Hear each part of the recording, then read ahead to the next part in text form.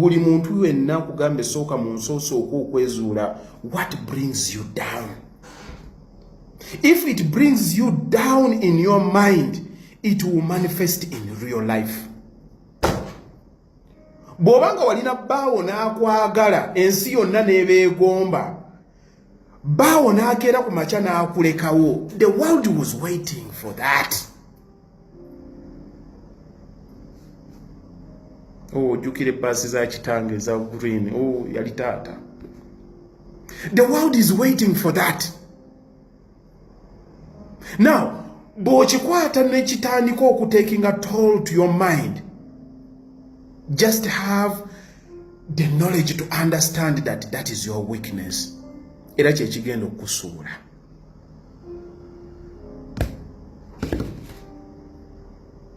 Kundi no yani atamulaba. Twamugamba yali yasugulya koyo omusajja abasajja embwa zaako nozeeteekera. Yamulagako. Si yagiranga mu pajero oyo. Gundi amuleeseeko ebambi. Naye nanaddayo naye. Wonaba oli awo ng'alinnye taxi. And you think about that, it takes away your self-esteem. Buli lw'okwata obwongo bwo n'obuyingizaamu ekizibu n'oba ng'okirowoozaako day in, day out, that becomes your downfall.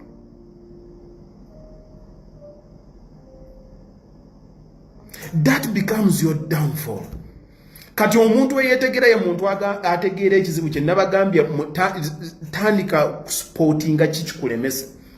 Is it education? Do something about it. Musajja yakugoba yakuleka n'abaana yakulekawo. Is that the problem? Wekoleko. You can start. And by the way, you might not even need a man to be yourself. Mukazi we yagenda n'ayazaale wagundi. Because people want to use something, they always look for your weak point.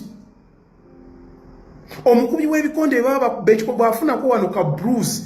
Oli bwabuli wakuba ekikonde kati aba atandise kunoonya point eyo gyakubako. Why ayagala akuyuze paka lwe banastoping omuzannyo.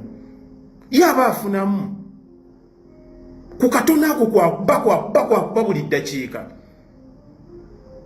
Tandika okumulaga nti si kikulu. It's not. To me, it's not.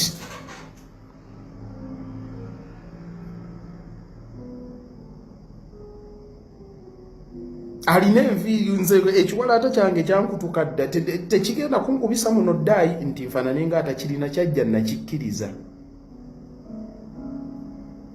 Nze nabigambye dde ow'ebbeere ettono teweeraliikirira. That's you. It is subtle. By the way, mutandika n'obikola nga tokigenderedde kati buli ojja mu browse n'okola bwe tokyabirowooza nako. You are in auto mode. The society has made you lose your self-esteem. You are not who you are. Tochakkiriza mu kiky'olinga gwo.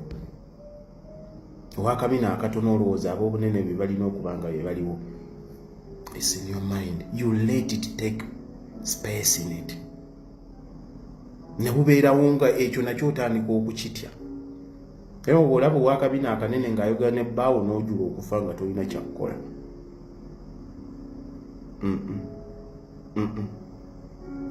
Wali olabyeko olaba ekisajja nga kibi naye nga kirina mukazi omulungi.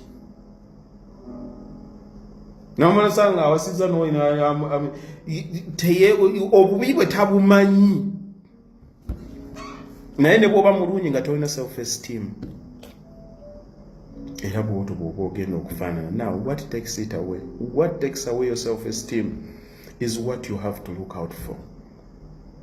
Bw'otandika okukola emirimu gino gy'omulaba gye tukolamu, bw'owulira ddala ng'omulimu ogwo gukuyisa bubi, togumeekinga kufiiringa insecure.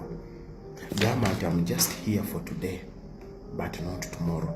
Kati kino nkikozesezza ng'olutikindo lino ddala erinnyamba okudda wano. Tandika okwerabira waggulu. Tandika okweraba nti you can make headlines if you want to. Naye mu bulungi.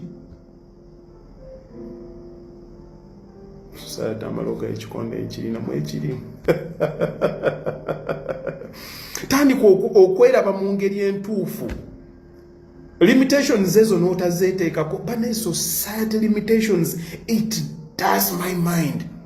It does my mind, but only that people are affected, but they don't see it.